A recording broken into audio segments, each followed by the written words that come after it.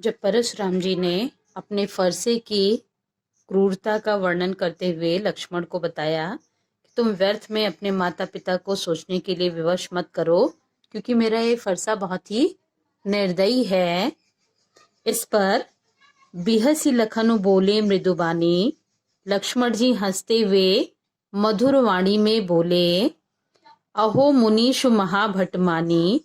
हे मुनियों में सर्वश्रेष्ठ, महाभट मानी और महान योद्धा और स्वाभिमानी व्यक्ति, पुनि पुनि मोहि दिखावो कुठारू।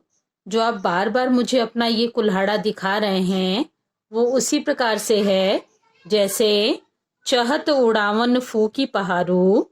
आप फूक मार करके पहाड़ को उड़ाने की कोशिश कर रहे हैं, उसी प्रकार से आपका ये बार बार मुझे कुल्हाड़ा दिखाना है। क्योंकि यहाँ कुम्हड़ बतिया को नाही, यहाँ कोई कुम्हड़ा अर्थात कद्दू जिसे सीताफल भी कहते हैं, यहाँ कोई कुम्हड़े की बतिया नहीं है जो जे तर्जनी देख मर जाही, जो तर्जनी दिखाने मात्र से नष्ट हो जाए।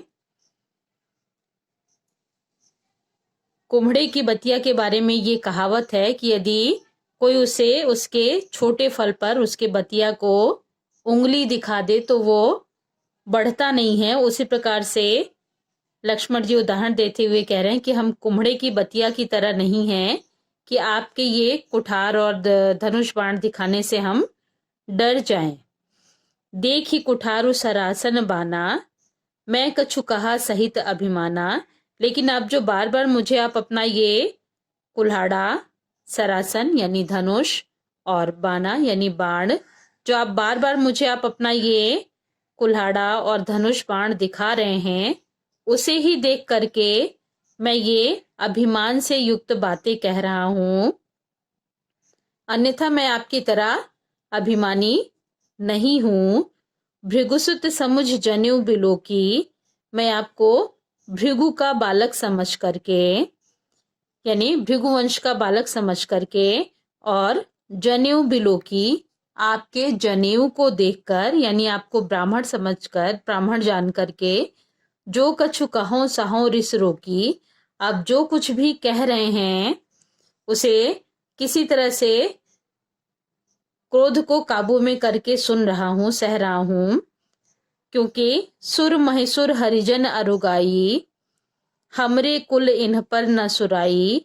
हमारा कुल सुर, महिसुर, हरिजन और गाय अर्थात देवता, ब्राह्मण, ईश्वर भक्त और गाय, इनसे हमारा कुल व्यर्थ में झगड़ा मोल नहीं लेता है, अर्थात इनसे हमारा कुल बैर भाव नहीं लेता है। क्योंकि बधे पाप, यदि हम इनका वध कर डालते हैं, इन्हें मार डालते हैं तो पाप के भागी बनते हैं। अपकीरति हारे, और यदि इनसे हार जाते हैं तो अपयश के भागी होते हैं, यानी हर स्थिति में हमारा ही नुकसान होता है। इसलिए हमारा कुल इनसे बैर भाव नहीं मोल लेता है। मारत हूँ पा परिये तुम्हारे, लेकिन मुझे लगता है कि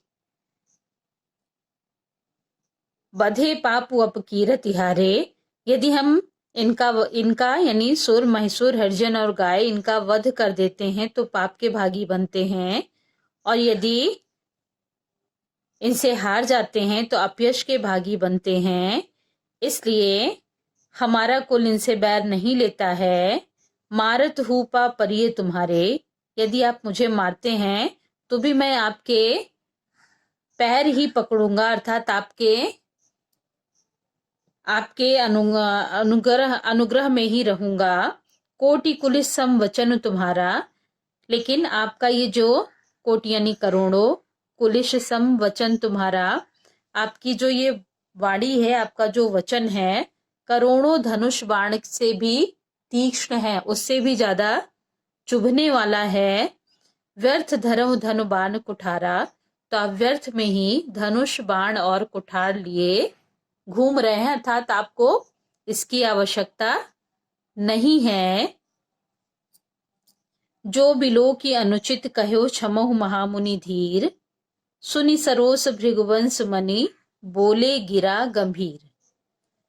और रामचंद्र जी ने जब लक्ष्मण और परशुराम के बीच की बात को बहुत ज्यादा बढ़ते हुए देखा, इस पर बोले गिरा गंभीर, गिरा यानी वाणी में, यानी रामचंद्र जी ने गंभीर वाणी में कहा, जो बिलो की अनुचित कहो क्षमहु महामुनि धीर, हे महामुनि और धीर गंभीर। यानी रामचंद्र जी परशुराम को संबोधित करते हुए कह रहे हैं कि आप महामुनि हैं, धीर गंभीर हैं। इसने जो भी हम दोनों ने जो भी अनुचित कहा हो, आप उसे क्षमा करिए। सुनि सरोस भृगुवंश मणि, भृगुवंश मणि अर्थात परशुराम जी के क्रोध से युक्त बातों को सुनकर के रामचंद्र जी ने गंभीर वाणी में कहा।